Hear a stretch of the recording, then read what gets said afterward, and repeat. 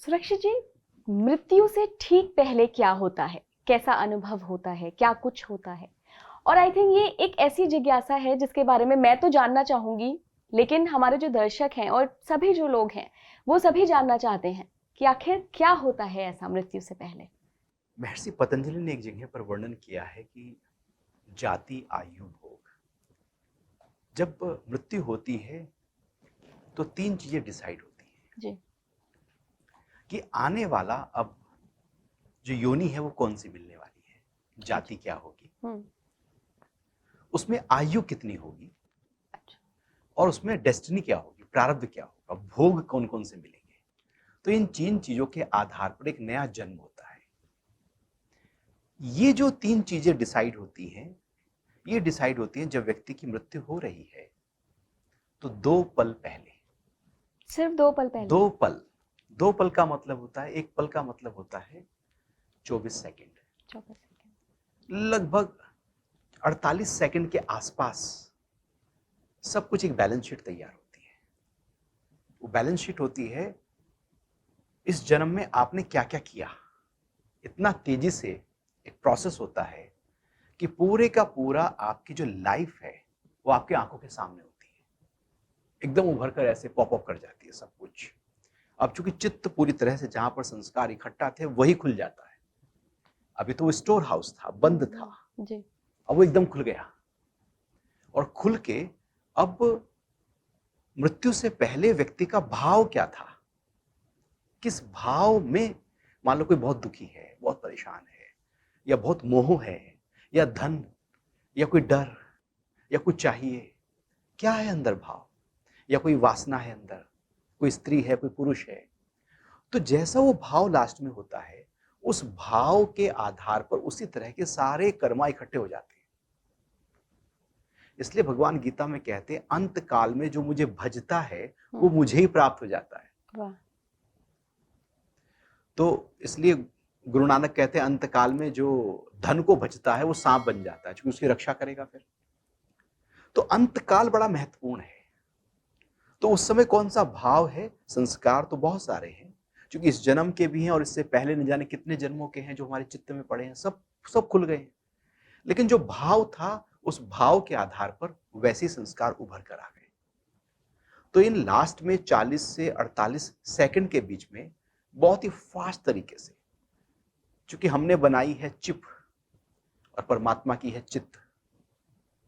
हमारी चिप हम कह देते हैं अनलिमिटेड है, लेकिन परमात्मा का जो चित्त अनलिमिटेड है उसकी कोई गिनती नहीं। वो 84 लाख योनियों में डेटाबेस सारा हमारे आज भी अंदर पड़ा हुआ है, एनर्जी में, इंप्रेशंस के रूप में वो सारा आज भी है। मृत्यु का काल एक ऐसा काल होता है जो सब कुछ डेटा सामने आ जाता है और तैयार होने लगता है एक नई यात्रा के लिए। क्या जन्म होना है, उसमें कौन कौन से भोग सामग्रियां, और उस जन्म में कितने आयु। तो मृत्यु से पहले जैसे ही वो डिसाइड होता है, चित्त खुलता है, तो अब जो चेतना है वो पूरे शरीर से, जो प्राणा है वो इकट्ठा होना शुरू हो जाता है, शक्ति इकट्ठा होनी शुरू हो जाती है जो पूरे शरीर में फैली हुई है, जिससे शरीर चल रहा है। अब वो सिमटना शुरू हो जाता है। जैसे हम घर को खाली करें, घर शिफ्ट करें, तो एक एक सामान शिफ्ट कर लेते हैं, सब इकट्ठा कर लेते हैं, कोने कोने से इकट्ठा कर लेते हैं। ऐसे यहाँ पर प्राण जो है वो सारे प्राण शक्ति को इकट्ठा करना शुरू कर देता है। तो शरीर से इकट्ठा कर लेता है, जी। इंद्रियों से इकट्ठा कर लेता है, क्योंकि आंख देखने का काम करती है, कान सुनने का, नाक सूंघने की शक्ति है, इकट्ठा कर लेता है। मन जो ख्यालों में है, मन की शक्ति इकट्ठा हो जाती है। बुद्धि जो निर्णय लेती है, संशय में रहती है, वो शक्ति इकट्ठा हो जाती है। अहम भाव जो मैं, मेरा, मेरे वाले हैं वो इकट्ठा हो जाती है। और फिर लास्ट में इकट्ठा होता है चित्त, जहां पर सारा ये खजाना भरा पड़ा है हमारे कर्मों का, ये पुलिंदा है, ये सब प्राण इकट्ठा करता है, एक पोटली बांधती है और वो शरीर से बाहर निकलता है। उसे कहते हैं मृत्यु, मतलब कि आत्मा निकल गई, कहते हैं ना मर गया।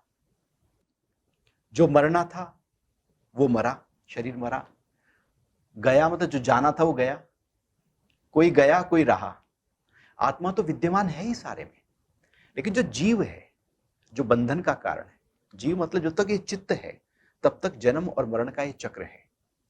तो फिर वो सारा पुलिंदा इकट्ठा होता है और मृत्यु से पहले कौन सा भाव था? यदि भाव बहुत सुखद था, आराम था, तो व्यक्ति उसे कहते हैं, क्योंकि वो इस शरीर से अब दूसरे शरीर की यात्रा के बीच का जो ट्रांजिट पीरियड है, उस समय जो अनुभूति होगी, वो कौन सी अनुभूति होगी? वो अनुभूति वो होने वाली है जो आपके मृत्यु के काल में आपकी अनुभूति थी। यदि व्यक्ति बहुत ही परेशान है, एकदम भयभीत हो गया, तड़प गया, तो डर की अनुभूति डर की अनुभूति है, तो उसे कहते हैं नरक। अच्छा। और वो सुखद है, सुख में है, तो जो ट्रांजिट पीरियड है वो हो गया स्वर्ग। जैसे आप किसी रिश्तेदार के यहाँ गए जी। और वहां जाते जाते लास्ट में घर से बाहर निकल रहे थे और कुछ कहा सुनी हो गई। अब आप जब तक घर नहीं आओगे तब तक कौन सी बात चलती रहेगी? वही चलती रहेगी, वही इसने चलती ऐसा रहेगी, कह दिया। कहा सुनी ये हो गया था।